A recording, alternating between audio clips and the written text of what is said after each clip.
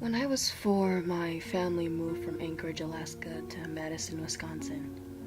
My mom was a colonel in the army and we moved around a lot.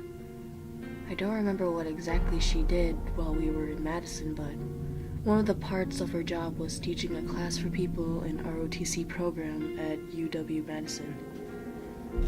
I don't know exactly what the class was. I just remember her telling me about it years later. I guess the class was fairly small and my mom was liked among the students. They all looked up to her and felt close to her. They would often all go out to lunch or have little get-togethers. There was one student in the class who really stuck out to my mom. She described him as a suck-up and a teacher's pet. He did the best in the class and was always the first one to raise his hand. I'm sure you know the type. I was too young to really know or care about my mom's work, so I didn't really find out about any of this until later on when it started to get weird. During the summer after first grade, my mom got reassigned and we moved to Fort Knox, Kentucky. We lived there for a little over 2 years, so through my second and third grade year. I don't know when exactly, but somewhere in that time frame, one of my mom's old students committed a double murder. It was a teacher's pet guy. He had murdered his mother and stuck her body in the freezer, and a few weeks later, his girlfriend stumbled upon his mother's body.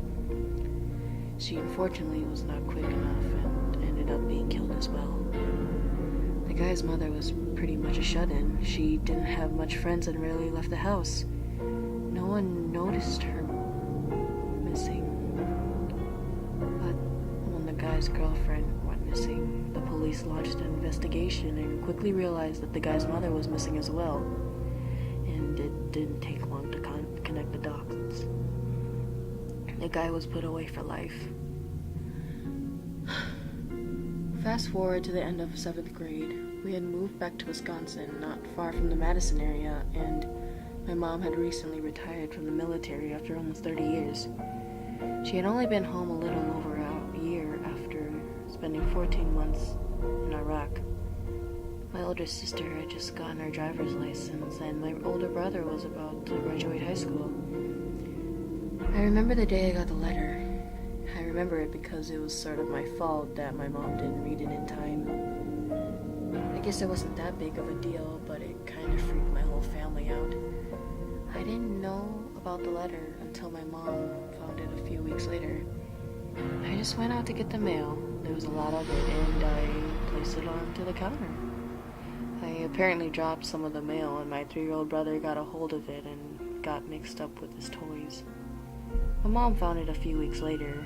I was in the room with her when she did. "What's this?" she said, as she took the envelope from my basket of toys my brother had put it in. She looked even more confused as she looked at where it had come from and who it had come from. She opened it up, and I remember being curious because it was a letter, and the only person that sent us a letter would be Grandma, and she only did that during holidays and birthdays. At first I thought it was Brandon's graduation letter, but my mom would have given it to him, not open it. She read a little of the letter and then suddenly got up and went to leave the room. "Watch your brother for a little while," she said as she left and went to her room. I was confused at what was going on and curious as to what was in the letter. I brought it up at dinner that night. "Mom, who was that letter from?" I asked. "Oh, it was nothing. Don't worry about it," she said calmly, but I could tell it wasn't just nothing. "What letter?" my dad asked. He was curious and a little suspicious. I couldn't tell it at the time, but my parents were going through stuff. Their marriage was never the same after my mom returned from Iraq. "We'll talk about it later," my mom tried to whisper to my dad, but my siblings and I heard her. Nothing more was said about the letter at dinner, but my older siblings kept giving me a look like, "What's this about? Should we be worried?" I just shrugged. That night after, Ethan, my 3-year-old brother at the time, and Jenna, my 9-year-old sister at the time, were in bed, and my mom and dad had a talk in our study. Brandon, Emma, and I knew it was about the letter, and we tried to eavesdrop into the conversation, but it was hard to hear. My parents stayed up pretty late that night, and my older siblings and I got too tired to wait for them, and we all went to bed. The next day, though, we all talked to our mom and asked her point blank about the letter. I don't think any of us were expecting her to tell us what she did. The letter was from my mom's former student, the one in jail for murdering his mom and girlfriend. The letter was pretty long, and it's been a long time since I've seen it, but it basically said that the guy who thought my mom was the best, and he felt like he let her down by doing what he did. It was really creepy. It was obvious this guy was obsessed with my mom. It creeped my mom out a lot. I didn't really know how much it creeped her out until years later, though. I guess the guy sent her a few more letters, but she never contacted him back.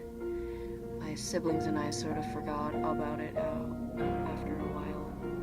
We never thought anything more of it until years later. Suddenly, I was 16 years old, and a lot had changed in almost 3 years. My parents had gotten a divorce. I was the one who had just got my license. Emma was the one who was a senior, and Brandon was in college. Jenna was a 6th grader, and Ethan was in kindergarten. All my siblings and I, except for Brandon, who was going to college in Florida, were living with my mom. None of us had talked to our dad in over a year. The reasons have no relevance, so I won't get into them. It was early January when my mom got a call from the prison, which was only 4 miles away from where we lived. Apparently, Mom's old student had somehow escaped from jail 2 weeks before. The woman from the prison wanted to check up on my mom and our family to see if we'd been contacted at all from the guy. We hadn't, and my mom wondered why he would. Apparently, the guy had more of an obsession with my mom than we thought.